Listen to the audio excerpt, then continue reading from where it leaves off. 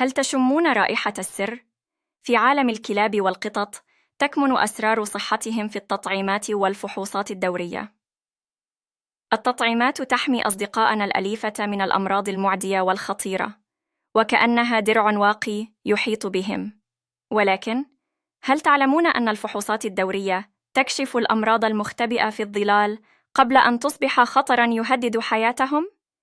إنها كالمحقق الذي يكشف الألغاز الصحية ويحافظ على توازنهم البدني والنفسي.